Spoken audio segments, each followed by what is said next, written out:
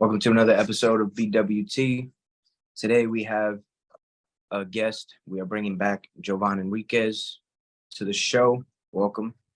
Thanks, Teddy. Thanks for having me again, man. Appreciate it. Yep. So want to get this out the way real quick. Me and Jovan, we just played an alumni game over at Fenway Park. It was, man. Tell me what you how you felt about it. You got to pitch today on that mound. You dreamt about that moment as a kid. I think many times. So let me know how you felt about it.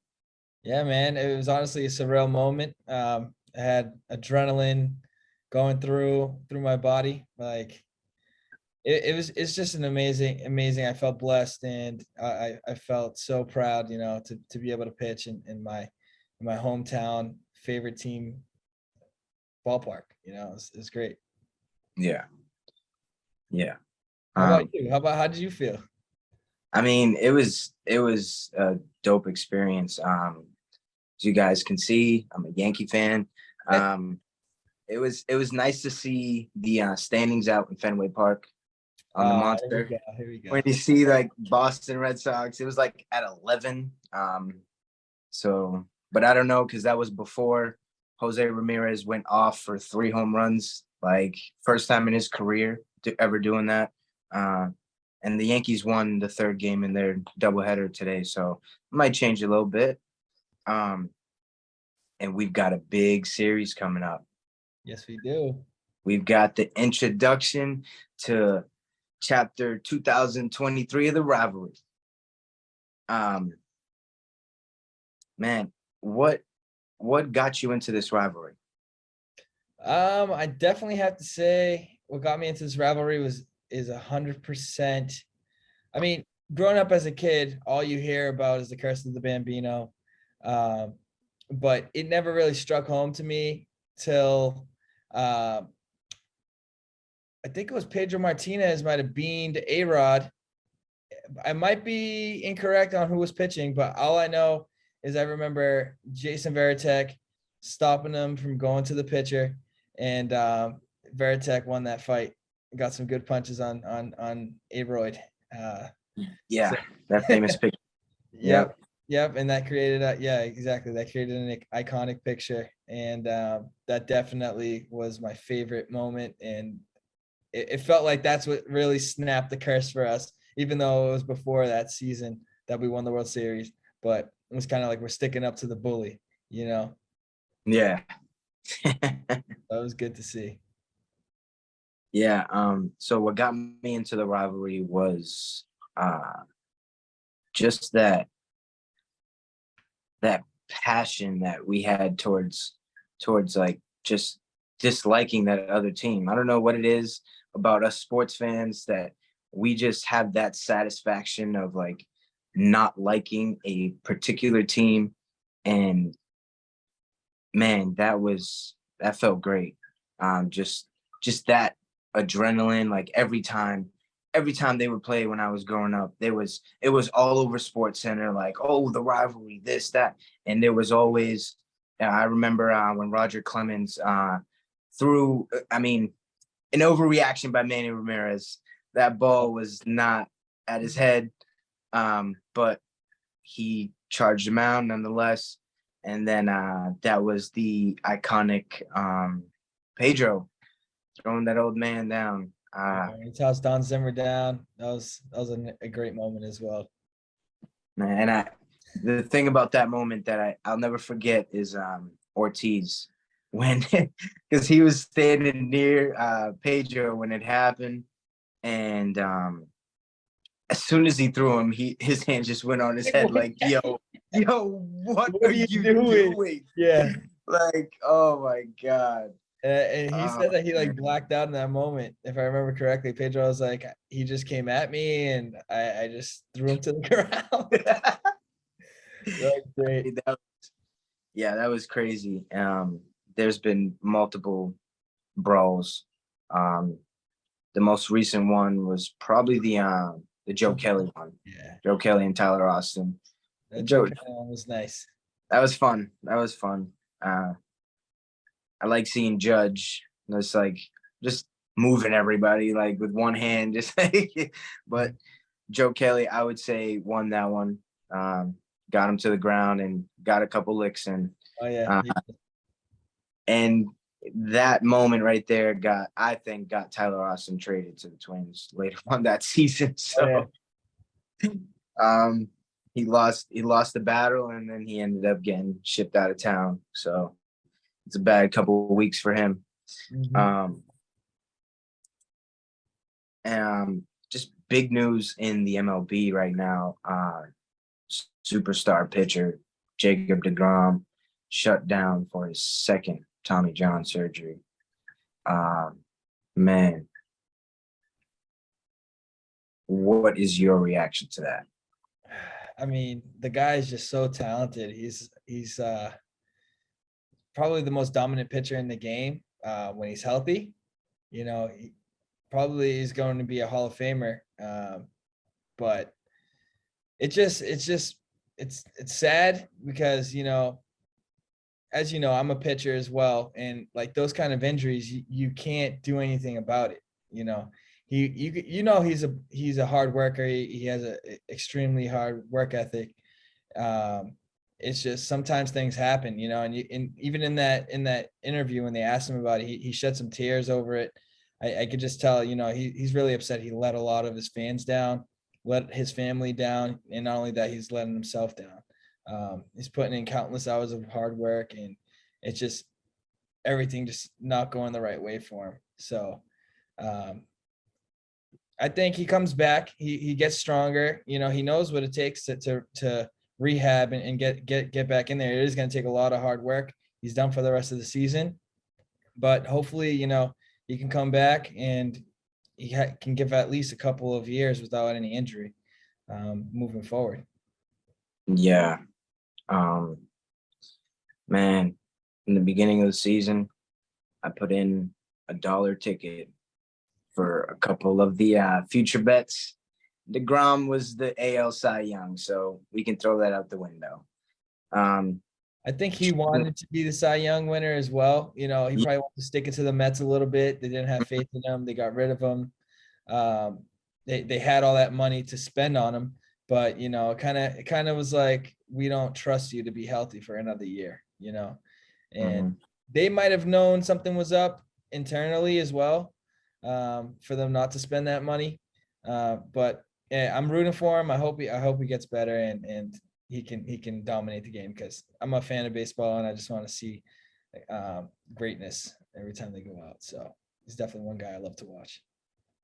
Yeah, definitely. He's very fun to watch. I think it all went downhill after he cut his hair, but that's just me. That's just me. So I want to talk about speaking. We're gonna switch like New York teams real quick. The Mets and the Braves just had a huge series in the NL East. Mhm. The Mets blew a 4-1 lead in the sixth inning on Tuesday to lose 6-4. The Mets lose a 4-1 lead on Wednesday to lose 7-5. And tonight they just lost a 10-7 lead to lose 13-10 in walk-off fashion. Ozzie Albies hit a walk-off 3-run home run to send him home for the series sweep. That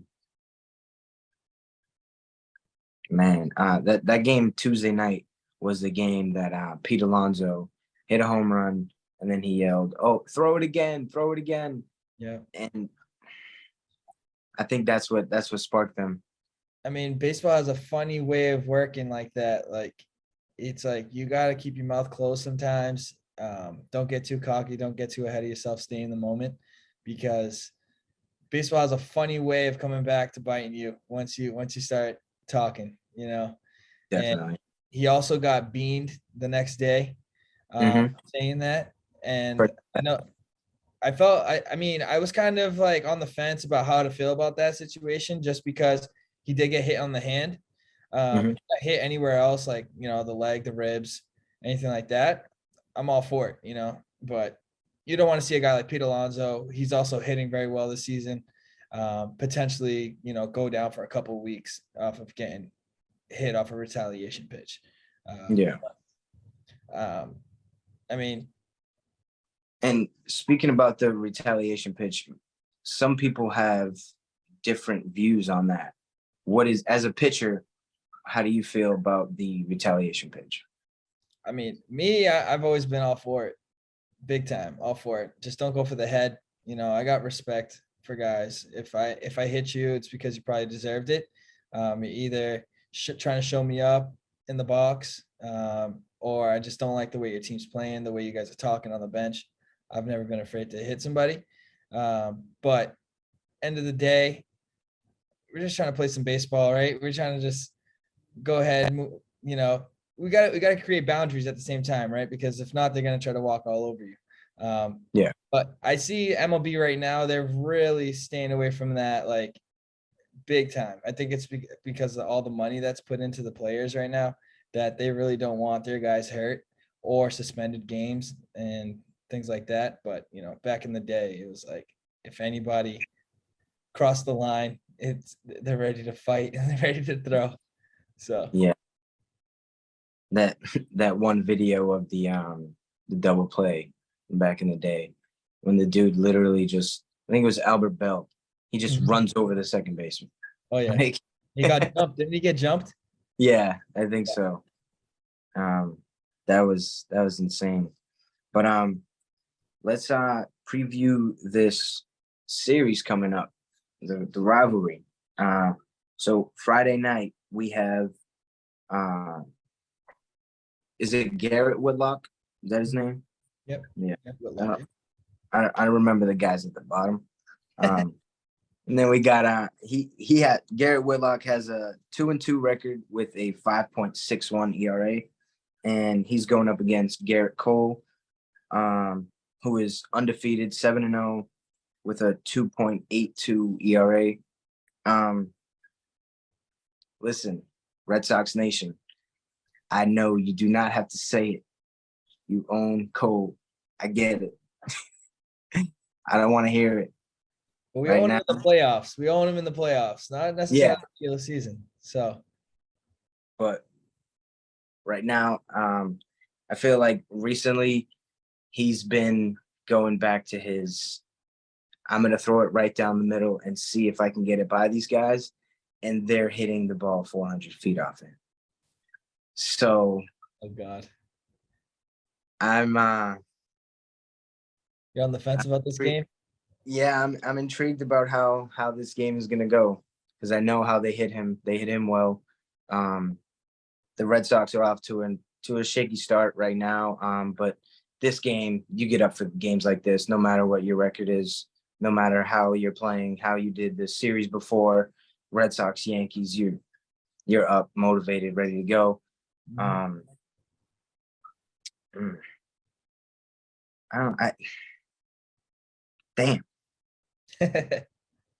I gotta go with my Yankees. I gotta ride with my ace here. I can't be mad at you for that, right? You got to look at Garrett Cole's stats as a whole and what he's doing, and then also you have to look at what the Red Sox have been playing like. As of lately, our defense has been really bad, and for us to go ahead and win that game, we've got to play a very clean game of baseball, especially it being in the Bronx. So, if the game was at home, I would be like more prone to say that the Red Sox got it, but it's definitely going to be a very clean game, with everybody hitting up and down the lineup. And the pitcher, the Garrett Cole has to go. Garrett Whitlock has to go at least 6 innings. At least 6 innings. Get Chris Martin the ball in the 7th. Or you can give it to the new lefty. We got Murphy. He pitched really well the other night. Then we can go Chris Martin in the 8th, Kenley Jansen in the 9th. Then that's a recipe for a win. But if we get into the bullpen too early, we're probably going to have a rough night. Yeah. So I think it really comes down to what Garrett Whitlock comes out throwing like tomorrow night. Yeah, I feel like that's a lot of your games. This year, that's what it's really been like. There's been times where you guys have those good starts, but then there's been more times where you guys have to dip into that bullpen a little early, like early in the series, and it comes back to bite you guys in the end.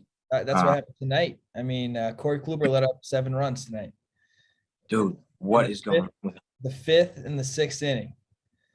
Um, it's just, I don't know, man. I don't know. I don't know what's going on with him. It, he's just not looking good. He spent a lot of money on him, and he's not looking good. at all? Nope. Um, And we're just so holding on to him because we spent so much money. So we don't want to like lose out on our investment. We just keep yeah, putting him out there. Like we moved him to the bullpen.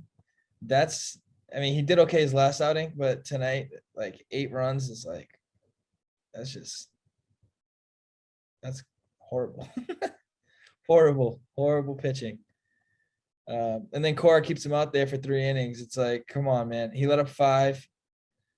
Take him out oh, after. so he just let him wear it. Yeah, he let him wear it. He let him throw 5. Dude, it was a 3-2 game. And then he goes out there and he potentially it looked like we were fighting back. 3-2 game. And yeah, Corey Kluber just let up 5 runs 1 inning, and then he let up 3 more the next. So That sucks. I'm sorry, Uh, not 2 runs. Sorry about that. okay. Either way, Uh, shelled. Shelly. Um, so Saturday we have Tanner. How do you say his last name? Tanner Houck. Hauk. Sorry about that, Tanner. Um, he has a record of 3-5 with a 5.46 ERA, and he's going up against Domingo Pintar Herman. He's 3-3 with a 3.69 ERA. How do you feel about this game on Saturday? I like Tanner Houck a lot. He's very competitive, has a chip on his shoulder all the time. He goes right at guys, but he's also another guy. He's very young, so he's got a lot of growing to do. Once he can really solidify his place in the roster in the rotation, I think he'll be a really good pitcher to have. But right now, he's kind of like hit or miss. Like if he's on, great. If not, a rough night as well. So that's it. That's been pretty much our season. We've been, we're 31 and 32 right now. Yeah. So we're playing Flip a 50. coin. So, yeah. Flip a coin. Yeah. I mean, it's been flip a coin with Herman. I mean, that game that he got caught with the pine tar, he was no hitting them through, I believe it was 3 innings. And then they saw his hand, and that picture when he was in the dugout, With on his pants. his hand was stuck on his pants. And then when he finally got it off, there was like just a block of pine tar on his pants. Like, dude, what are you doing? Yeah. And if I'm not mistaken, that's not the first time that he's been caught with that. Earlier in the year, an umpire asked him to wash his hands. Pretty sure it was the same umpire, wasn't it? Yeah, it was. It was the same umpire that ejected him. Yep. And that guy is famous for really cracking down on like stuff. So Mhm. he's I believe he's the same guy that threw out Scherzer earlier Uh, this season. So he's got an eye for it. And man, right now I think Herman has a target on his back every time he goes out there for the opposite team, because I mean they feel like he's cheating the game, mhm. that that everybody is playing like they've you don't just go out there and just cheat the game thinking you're not going to get caught. With the thousands of cameras in the stadium every night, you're on live TV, you've got the close-ups, you've got the umpires checking you every single inning. Like, how do you think that that is going to be unseen? it's like it's kind of like he doesn't have common sense. Yeah, It's like, or he just doesn't care at all. that could be it too. But he also has been doing that forever. Like, didn't he have like the green thing behind his ear at one point? No, that was Pineda, Michael Pineda. Oh, okay, okay. I'm getting them too The confused. big glob. He had like Yeah, yeah. I thought it that was was him like as this well. big, dude. Yeah, Yeah. that was terrible. Yeah. He tried to blend it in with his skin, but Yeah. that pine tar was way darker than his skin. He was dark, but that pine tar was way darker. Yeah. That was completely obvious. Like once you saw the lights on him, it was a big glare right here. Like, dude, So come on. obvious. And then Sunday we have probably playing on ESPN Sunday Night Baseball, wrap up the night and week of baseball. We got Brian Bayo with a 3-4 record with an ERA of 3.97, going up against Clark Schmidt with a 2-6 record with a 4.96 ERA. Schmidt has been really bad early in the season. I believe his 2 wins are his last 2 starts, or he's gotten 2 out of 3. Man, it's just been his command. He's all over the place. And then when he does finally get it in there, he's just grooving it, and these guys are not missing it at all. So hopefully he continues to pitch well, because we're going to need it. As much as the Red Sox standings or numbers wise, how they look offensively, like I said, these games, they're going to be up for it every pitch. So every pitch is going to matter, and we can't take a pitch off. And if you do, that might be the pitch that Devers hits into the bullpen, with a guy on first and second, we're up 2 in the 6th inning or something like that, and if that happens, You I bet. don't know. I don't know. I'm predicting it to happen on Sunday night. Just keep that in mind. It makes me feel good though, because Brian Bello has been unbelievable. I mean, the numbers don't say it, but his stuff is. I feel like the offense hasn't helped him out in his starts this year. Definitely, and he has a great changeup that plays great off his fastball. I don't really know too much about his other pitches, but I know those 2 are really great professional pitches for sure. Yeah. Yeah. He's been he had a player comp of Pedro Martinez, right? Yeah, he's been working. He worked with them all spring too, in winter. Wow. Yeah. So they've been in DR together. Pedro's been working with them nonstop. They definitely have taken a liking to each other. So a bright future for him for sure. Yeah, that's awesome. Imagine being able to work with someone like Pedro Martinez. Yeah, I mean, he shouted him out and everything. Brian Bayo posted him on Instagram, just saying thank you. You're literally my biggest role model, and being able to practice with you, and you showing me the ropes. It's such a blessing. So he's probably just soaking it all in. He's a young kid, getting to play with the great man. So yeah, that was kind of like when Team USA was watching Griffey hit BP this year in the World Baseball Classic. They looked like little kids, man, just watching that dude swing.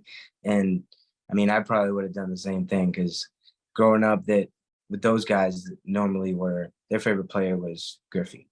How could it not be, man? The sweetest swing. Yeah. Yep, for sure. For sure. That's all we got today. You have any last words? No. Thanks for having me on. That's about it. And thank you to Refuse to Lose. Another great episode. Yes, sir. Yes, sir. Hoping that Go Red Sox, by the way. No.